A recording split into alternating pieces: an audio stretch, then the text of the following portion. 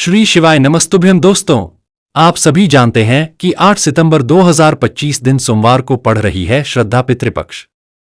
दोस्तों, हम आपको बताना चाहेंगे ये जो तिथि है पितृपक्ष में पड़ने वाली सबसे बड़ी तिथि है, क्योंकि ये सोमवार को पड़ रही है तो इसका बहुत ही बड़ा और विशेष महत्व होता है। पूज्य गुरुजी ने कहा है, अगर कभी भी मौका लग जाए और पितृपक्ष की तिथि सोमवार को पड़ जाए तो आप लोगों को एक चुटकी हल्दी का उपाय तो अवश्य ही करना चाहिए। इन दोनों का सहयोग बहुत ही काम आता है। दोस्तों, पूज्य गुरुजी ने अपने शिव पुराण की कथा में बताया है कि इस दिन आपको एक चुटकी हल्दी का उपाय आपको अवश्य ही कर लेना चाहिए, क्योंकि ऐसा दिन पूरे साल में केवल एक बार ही आता है। और दोस्तों, आप सभी लोग जानते हैं कि पितृपक्ष की तिथि का अगर सबसे बड़ा कोई उपाय है तो वह एक चुटकी हल्दी का पितृपक्ष तिथि को किया जाने वाला उपाय है। तो दोस्तों, इस सोमवार को इस एक चुटकी हल्दी का उपाय को अवश्य करना है। बहुत सारे लोग होंगे जिन्होंने इस उपाय को ना किया हो, मतलब पूरा साल निकल गया और उन्होंने किसी भी दिन इस एक चुटकी हल्दी का उपाय को ना किया हो। पर दोस्तों, आपके पास एक आखिरी मौका बचा हुआ है, जो कि 8 सितंबर 2025 के दिन है। इस दिन आपको इस वाले उपाय को जरूर कर लेना है। भले ही आपने साल भर इस वाले उपाय को ना किया हो, पर आपने इस पितृपक्ष की तिथि के दिन अगर इस वाले उपाय को कर लिया तो आपको इस वाले उपाय को करने का वह फल मिलेगा जिसकी आपने कभी कल्पना भी नहीं करी होगी। इसलिए आप लोग इस वाले उपाय को एक बार जरूर से जरूर कर लेना है, ताकि आप लोगों के हाथ से यह मौका ना जा सके और आपको इस उपाय को करने का फल मिल सके।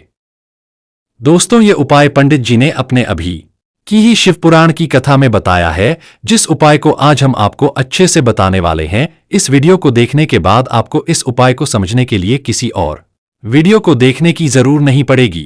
तो दोस्तों, चलिए जानते हैं कि ये जो उपाय पितृपक्ष मास की तिथि के दिन यह इतना खास होता है, इतना महत्वपूर्ण होता है। देखा गया है कि कभी कभी बड़े बड़े पूजा पाठ और अनुष्ठान से जो मनोकामना पूर्ण नहीं होती, वह इस पितृपक्ष मास की तिथि के दिन एक छोटे से उपाय करने से ही पूर्ण हो जाती है। और बहुत सारे लोगों ने इस उपाय को किया भी है, उनको इस उपाय को करने का फल भी मिला है। अगर आप लोग भी इस उपाय को सोमवार के दिन करना चाहते हैं तो इस उपाय को पहले अच्छे से समझ लेना और सुन लेना, उसके बाद इस उपाय को करना। इस उपाय को करने का फल आपको जरूर मिलेगा। और इस उपाय को कर लेने से आपके घर में चाहे किसी भी प्रकार की दुख और समस्या क्यों ना चल रही हो, आपको उसका कारण भी नहीं पता है कि यह समस्या किस कारण से चल रही है। उसका कुछ भी कारण हो सकता है, जैसे पितृदोष हो सकता है, किसी भी तरह का मंगल दोष भी हो सकता है। यह सारे सवालों के जवाब आपको इस वीडियो में मिल जाएगा। और जो यह वीडियो देखेगा उसको एक चुटकी हल्दी उपाय तो जरूर करना चाहिए, क्योंकि इस दिन हल्दी का बड़ा विशेष महत्व होता है। और जब बात आ जाए एक चुटकी हल्दी उपाय की, तो यह सोने पर सुहाग वाली बात हो जाती है और यह एक बहुत ही बड़ा उपाय हो जाता है इस सोमवार की पितृपक्ष तिथि का।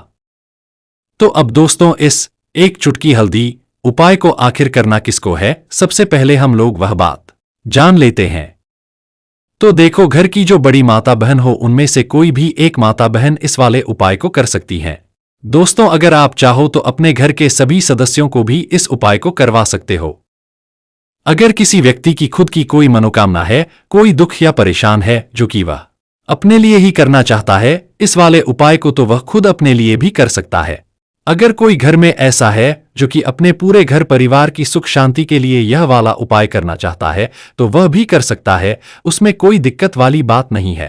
कहने का मतलब यह है कि इस उपाय को घर का हर एक सदस्य भी कर सकता है, और पूरे घर परिवार के सदस्य के लिए घर की बड़ी माता बहन में से कोई माता बहन भी कर सकती है।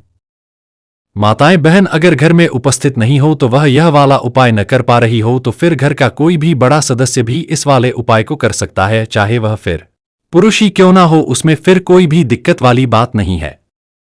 दोस्तों, इस एक चुटकी हल्दी उपाय को हमें करना कहां पर है, तो हमें इसे शिवजी के मंदिर में जाकर करना है। बहुत सारे लोग प्रश्न करते हैं हर एक उपाय को करते समय कि क्या हम एक चुटकी हल्दी उपाय को क्या हम घर पर भी कर सकते हैं। तो इस वाले उपाय को आप घर पर नहीं कर सकते। उपाय को करने के लिए आपको शिव जी के मंदिर ही जाना पड़ेगा।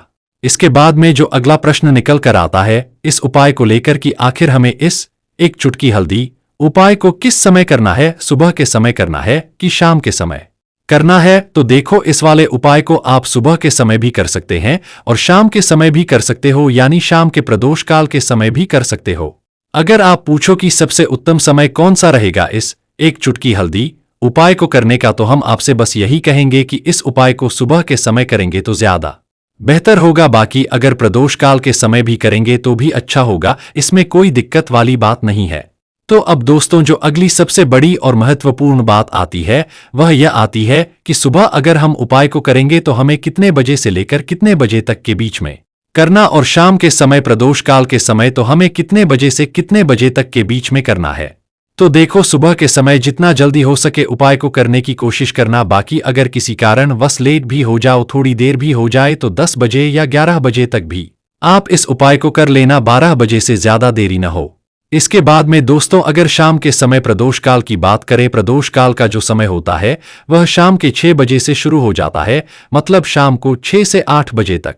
अब दोस्तों, यहां पर हमें इस बात को समझना है कि ये एक चुटकी हल्दी उपाय के लिए हल्दी हमें लेना कहां से है और हमें इस उपाय को करने के साथ में क्या और भी सामग्री होती है जो शिव जी के मंदिर ले जानी होती है।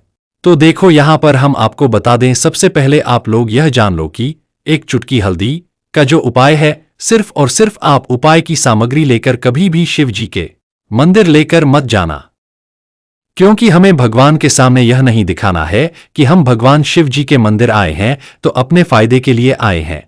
इसलिए जो भी पूजन सामग्री है, उपाय सामग्री है, एक चुटकी हल्दी, इसके साथ में आपको पूजन सामग्री भी लेकर जरूर जाना है। देखो, अगर सुबह के समय उपाय कर रहे हो तो सीधी सी बात है, एक लोटा जल आप लेकर ही जाओगे। वही एक लोटा जल अगर मिट्टी के लोटे में हो तो बहुत अच्छा रहेगा। इसके अलावा जो भी पूजन सामग्री है, देखो, एक चुटकी हल्दी, उपाय ये तो अलग रहेंगे और जो पूजन सामग्री रहेगी वो अलग रहेगी। पूजन सामग्री में आप जो भी चीज लेकर जाना चाहते हो वो लेकर जा सकते हो, उसमें कोई दिक्कत वाली बात नहीं है। वहीं अगर हम करें शाम के समय की, तो शाम के समय शिवजी पर जल नहीं चढ़ता है, इसलिए शाम के समय आप लोग को एक दीपक तैयार करके ले जाना है, जो कि गोलबत्ती का होना चाहिए। आटे और लंबी बाती का भी हो तो अच्छा है, इस बात का आप लोगों को ध्यान रखना है। जैसे ही आपके उपाय की जो सामग्री है, एक चुटकी हल्दी, तैयार हो जाए, इसके बाद में आपको अपनी जो पूजन सामग्री है, सुबह के समय कर रहे हो तो एक लोटा जल या पूजन की सामग्री को लेकर जाना चाहते हो तो उसकी भी तैयारी कर लेना है। और शाम के समय जा रहे हो तो अपना जो दीपक है उसे तैयार करके लेना है। उपाय को करते समय शुद्धता का विशेष ध्यान रखना है। सुबह स्नान करके ही इस उपाय को करना है। इसके बाद अगर आपका समय की बात करें तो शाम के समय आपको स्नान करने की जरूरत नहीं है। शुद्धता का ध्यान रखना है, क्योंकि स्नान तो नहीं करेंगे, आप हाथ मुंह धोकर भी इस उपाय को शाम के समय प्रदोष काल में कर सकते हैं। इसमें कोई दिक्कत वाली बात नहीं है। आप अपने उपाय की पूरी सामग्री तैयार करके अपने पास ही रख लेना और जो भी आपके पास का शिव मंदिर हो वहां पहुंच जाना है। और सबसे पहले शिव मंदिर में जाकर इस उपाय को नहीं करना है, पहले भगवान के दर्शन करने हैं, भगवान से आशीर्वाद लेना है और शिवजी के शिवलिंग के पास आना है।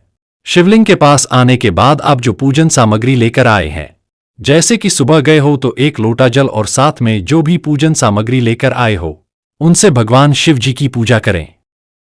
सबसे पहले तो एक लोटा जल ही चढ़ेगा, उसके बाद अपनी पूजन सामग्री चढ़ाने हैं। अगर शाम के समय गए हो तो अपने साथ में जो दीपक है गोलबत्ती वाला, उसे मंदिर में जाकर अपनी माचिस से जलाना है और उस दीपक को शिवलिंग के पास में रखना है।